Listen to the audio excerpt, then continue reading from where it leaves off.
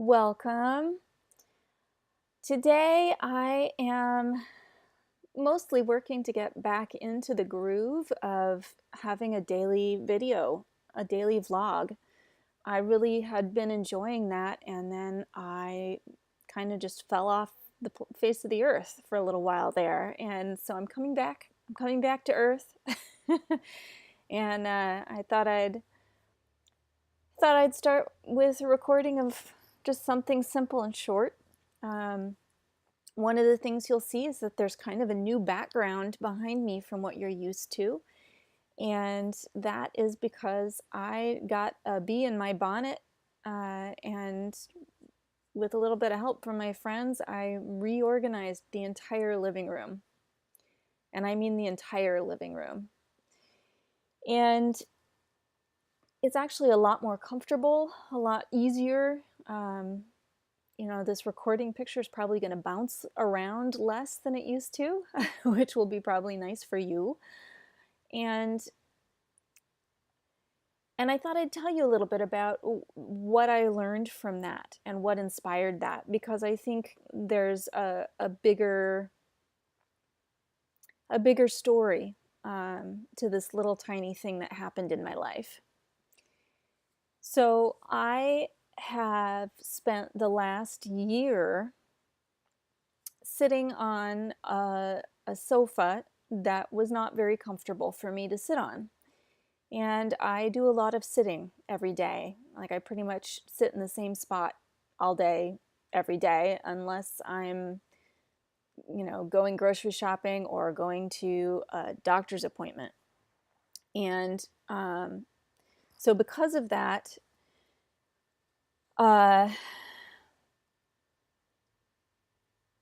having a seat that's comfortable or a space that actually supports my needs throughout the day is really important. And instead, what was happening was that I would pile up all of the stuff that I was using or working with or trying to entertain myself with or needing to refer to for, phone calls with my doctor or my lawyer or whatever. There were just these piles of crap on the sofa, on the table next to me. Like, it was not very fun for a year, because that's when we moved the sofa in and took the comfortable chairs out, because my housemate wanted matching furniture in the living room. And after a year, I finally reached this point and said, well, why am I being uncomfortable? Like, what makes it okay for my basic comfort to be less important than my housemate's sense of aesthetics, of beauty, of appearances? And I started looking around at things like, I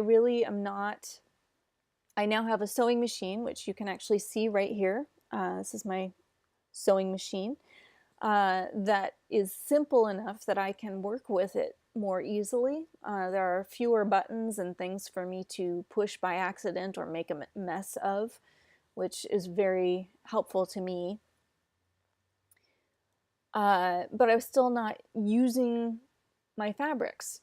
And I've tried 3 or 4 different systems for organizing and being able to have access to my fabrics, and none of them were working. In fact, the last attempt, nope, over here, that shelf unit is on wheels, and I had bins, like drawers in the shelf unit, and the idea was that I would wheel that unit around to where I sat at the sofa and have access to my fabrics. But the problem was that it was stored behind the sofa that I sat on all day, every day. And there was about 3.5 feet of space between well, actually here, this white wall here and the back of the sofa. And in that space were all of my old creative tools and my stuff. and my office supplies and my desk and my medicines and my essential oils and like everything, my purses and bags, everything was crammed into this little 3.5 foot space behind the sofa. And so that also looked really awkward and just messy, and it was hard to get anything out of there without, creating an avalanche of stuff. And I was having to wade through those things to get to my medicine, to get to my sewing machine, to get to my fabrics. So I just, besides the medicine, I just wasn't really doing anything with the stuff back there. And I don't know that I'll have the energy to create more now than I did before, but I feel like I have the opportunity now, which is really exciting. And part of this was that I needed space to store my stuff, and living with housemates, there's not all that much space anywhere. And one person's claimed the dining room for his crafts and activities, and the living room is supposed to be for everyone. And so there's 2 sofas and a couple of chairs and a giant television, and I didn't feel like I didn't want to inconvenience anyone else in the house.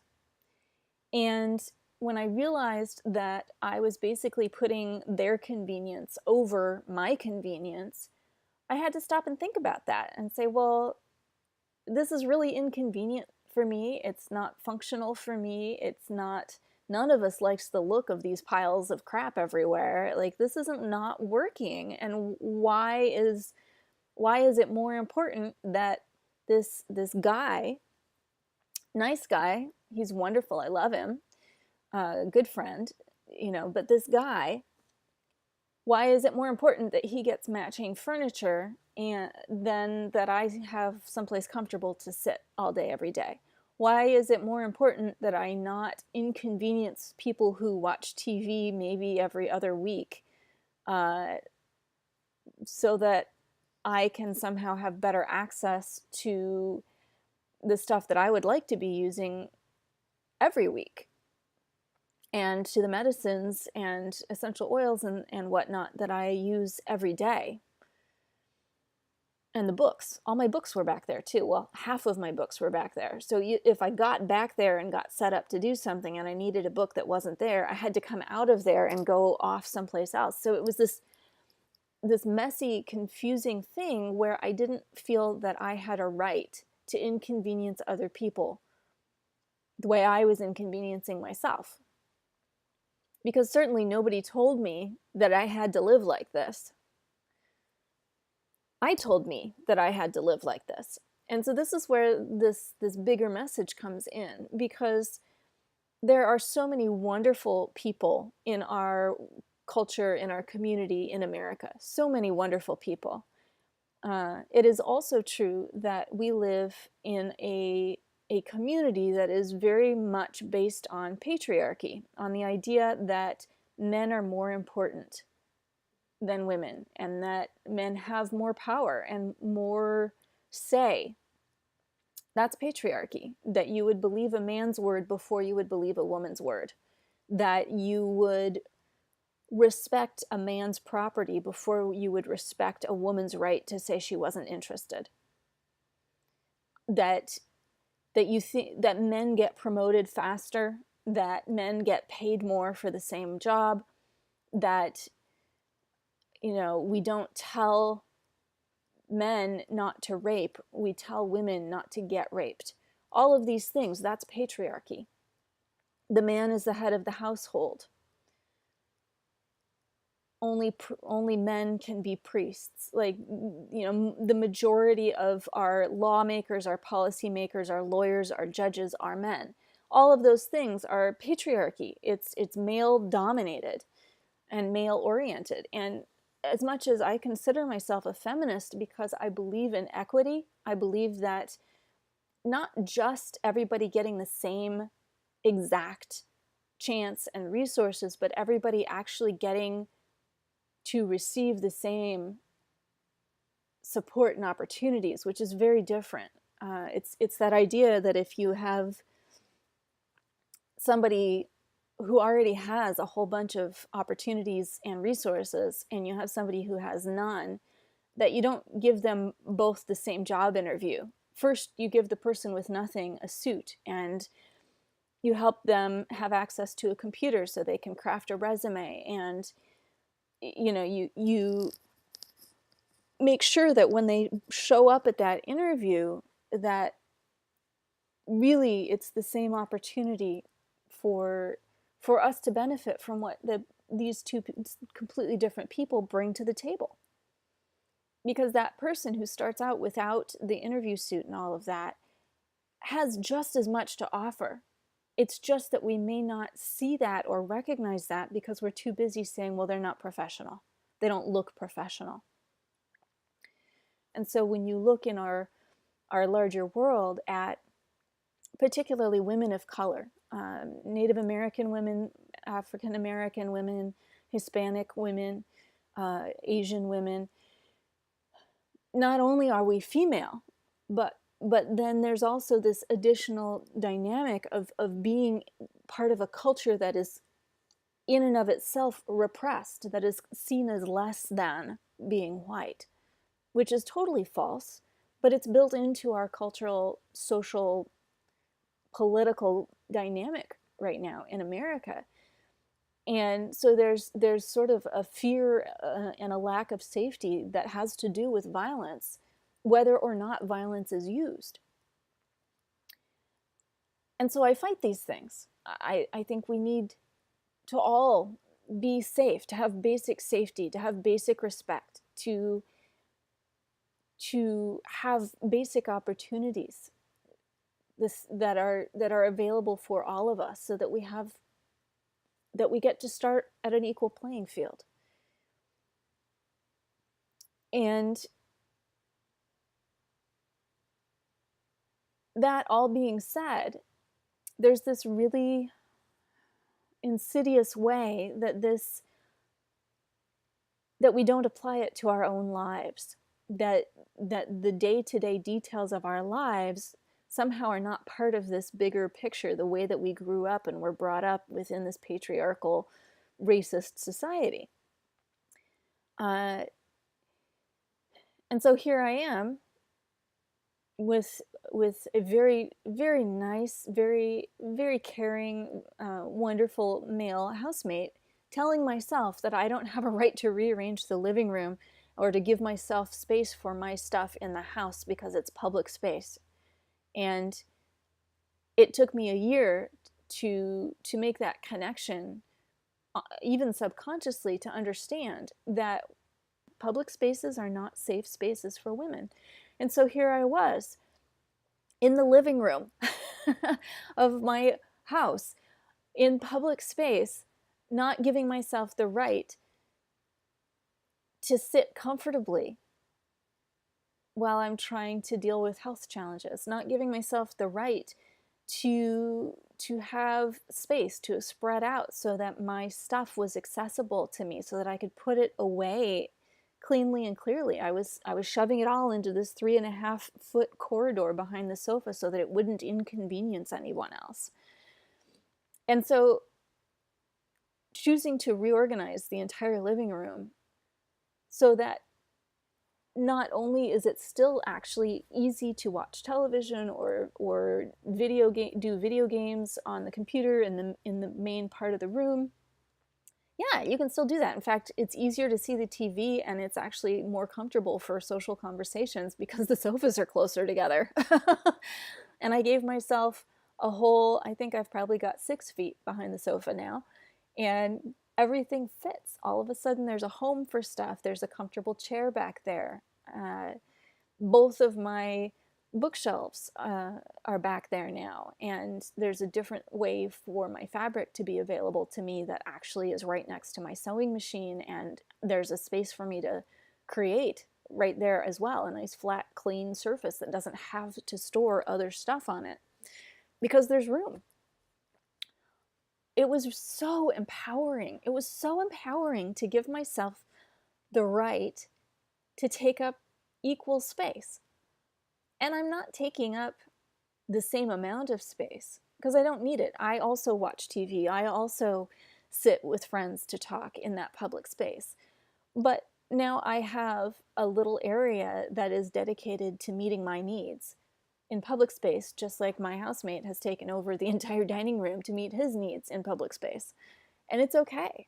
In fact, my housemate has no problem with this. It was me buying into the belief that other people's preferences were more important than mine.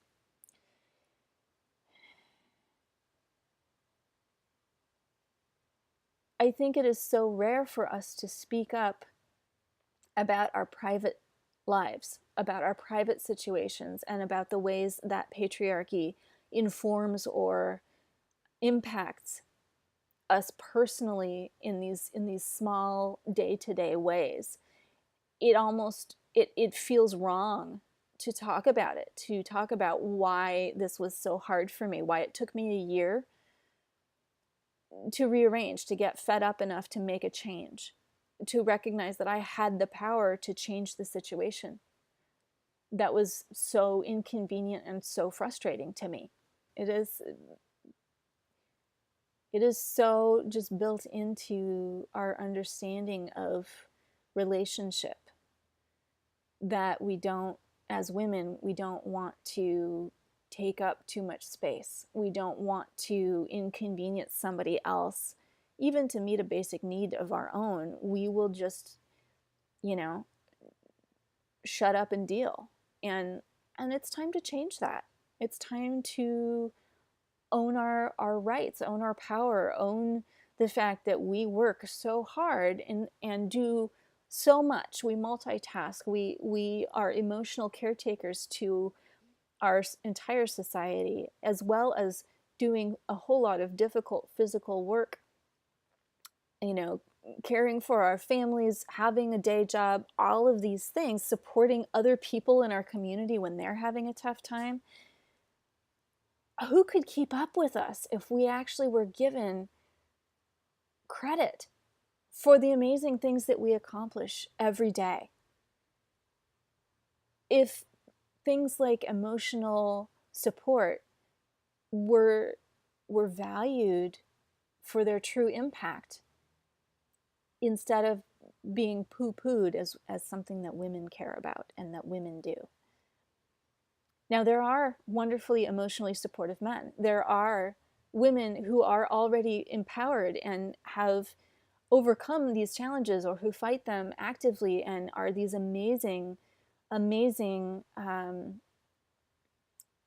representatives is not the word I want, examples for the rest of us. In fact, it's been wonderfully empowering in that way to start listening to a lot of the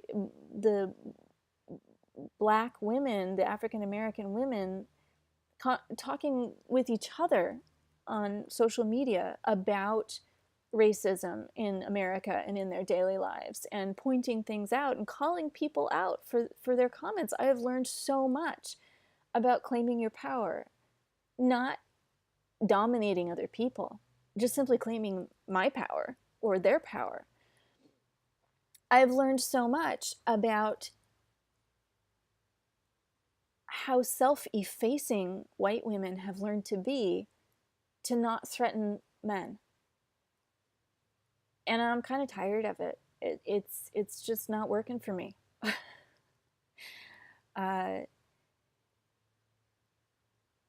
And I don't think that it has to ruin my friendship with my housemate. I don't think it has to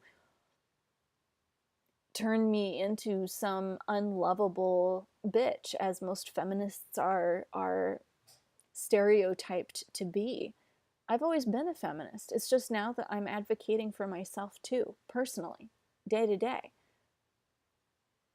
There is enough here for all of us. And I recognize how uncomfortable it can be, both to ask for more, or to expect more, or to demand more, or to take more. than the little tiny pieces that we normally allow ourselves so that we survive.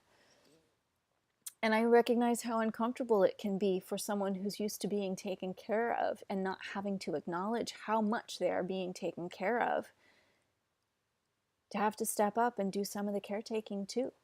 That's uncomfortable. You feel like you're being put upon, that you have to wash your own dishes and you have to take care of your own kids and you have to, respect and support what your wife or partner or sister or mother or daughter is actually doing in the world in a big way. They're not just belonging to you, they belong to themselves. And I find it interesting that this whole conversation, this whole awareness for me came from, oh my God, I can't stand the piles of crap behind the sofa anymore. What am I going to do? Like that is really literally all I started with. What am I going to do about the piles of crap behind the sofa? I can't take it anymore. It's been joyful. It's been a joyful process to say, here is what I need, and it's something I can have. I can give this to myself because it helps me live a better life, and I get to help myself live a better life. It's not something I have to excuse by saying, and therefore I can help other people better too. It's enough that I'm helping myself to live a better life. I get the right to live well, just like you do, just like everybody has that basic right to basic comfort. We don't all have access, and that's the problem. We don't all have access to what I believe is a basic right. So let's change that. As always, thanks for being part of the conversation. Be well. I'll talk to you again soon.